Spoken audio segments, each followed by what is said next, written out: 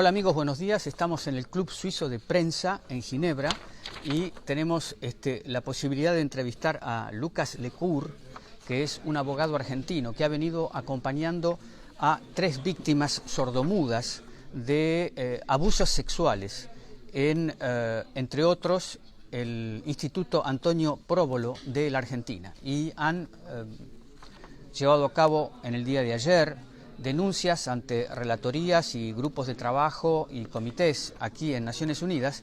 Y entonces, Lucas, te queríamos preguntar si nos podés resumir cuál es vuestro trabajo. Tú estás acompañado por otro colega, Sergio Salinas, y qué es lo que se ha conseguido en la Argentina, porque es el país donde se han cometido estas cosas. Bueno, nosotros empezamos en el año 2016 a representar a víctimas de abuso sexual eclesiástico del Instituto Próbolo a través de una asociación de derechos humanos que se llama SUMEC. Allí logramos que en el noviembre del año pasado se condenara a 2 sacerdotes a la pena de 42 y 45 años de prisión, siendo estas las condenas más importantes que existen en el mundo contra sacerdotes por abusos sexuales. Y además, vos decís que hay otro, has dicho en esta conferencia de prensa que acaba de terminar, que hay otro proceso en curso donde hay 2 monjas imputadas o acusadas de no haber impedido o no haber denunciado este tipo de hechos, también en Mendoza. ¿Es así? Es así, exacto. Estamos en este momento en las audiencias preliminares de ese juicio, que entendemos que empezará no más de un mes y medio.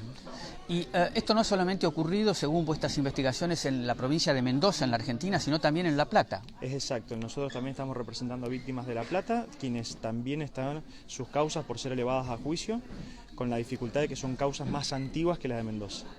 Ustedes han revelado en esta conferencia de prensa, y las víctimas lo han confirmado, que están con ustedes, de que el Vaticano dispone de pruebas para avanzar en las investigaciones, para reconocer nuevos hechos, pero que hay una negativa del Vaticano. Imagino que ustedes han planteado esto a las personas competentes de la ONU con las que han estado reunidos. Exacto, ha sido quizás la principal, junto con la posibilidad de que se las repare a las víctimas, la principal denuncia que hemos hecho en Naciones Unidas, tanto en las relatorías como en los comités, porque la falta de colaboración del Vaticano en las investigaciones judiciales que se llevan en la Argentina impide que podamos conocer con exactitud la magnitud de estos hechos y quiénes son los verdaderos responsables, ya que hay muchos sacerdotes que todavía no podemos identificar, que han pasado por este instituto y que los chicos no conocen su nombre, y entonces nosotros no podemos continuar una investigación contra ellos.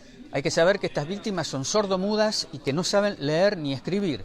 Entonces, hay un bloqueo, un impedimento de que las víctimas puedan avanzar en sus testimonios. ¿Es así? Exacto, porque las víctimas no son sordomudas, son sordas nada más. Ah, sordos, perdón. Exacto, pero más allá de eso, el problema de que las víctimas conocían a estos abusadores, estos depredadores, por señas, pero no por nombres correctos. Si ellos nos dieran los nombres, nosotros podríamos identificarlos. El problema es que el Vaticano y ni la Iglesia Argentina nos dan los nombres de estos depredadores. Hasta el momento, entonces, ni la Iglesia Argentina ni el Vaticano cooperan con la justicia en la Argentina. En ningún momento han cooperado y se amparan en el concordato que la Argentina firmó con la Santa Sede y en el secreto pontificio, que hasta ahora el levantamiento no ha generado ningún cambio en las causas. ¿En qué consiste ese concordato? El concordato es un acuerdo que la Argentina firmó con la Santa Sede durante la dictadura de Onganía, que le permite a los sacerdotes guardar silencio ante requerimientos judiciales. Esa dictadura, cabe recordar para los latinoamericanos que nos están viendo, fue una dictadura que existió en la Argentina entre 1966 y 1973.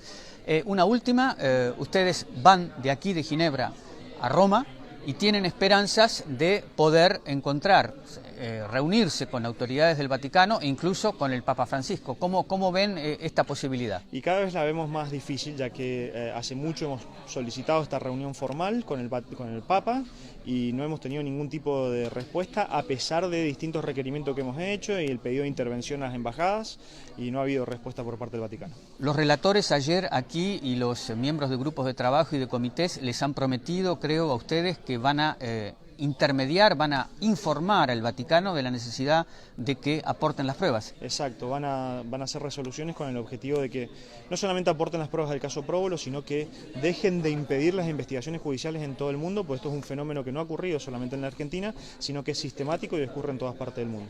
Para concluir, una de las víctimas dijo en la conferencia de prensa de que, bueno, ellos rompieron el silencio y han testimoniado, pero que hay que intentar de que esto se termine, porque hay continuidad aparentemente en este tipo de violaciones de los derechos humanos. Sí, totalmente. Todavía existen lugares en donde se siguen abusando de niños con discapacidad y sin discapacidad. Y esto es lo que el Vaticano tiene que seriamente predisponer y terminar con estos abusos. Nosotros hablamos de cero tolerancia con los abusos sexuales y esto significa colaborar con las investigaciones, entregar la información y reparar adecuadamente a las víctimas. Muy bien. Lucas Lecour, te agradecemos mucho por este testimonio y hemos preferido hablar con los abogados porque las víctimas tienen ciertas limitaciones, pero hemos concurrido a esta conferencia de prensa y hemos escuchado lo que ellos han podido transmitir por el lenguaje de señas que fue traducido por personas competentes. Desde Ginebra les transmitió Juan Gasparini.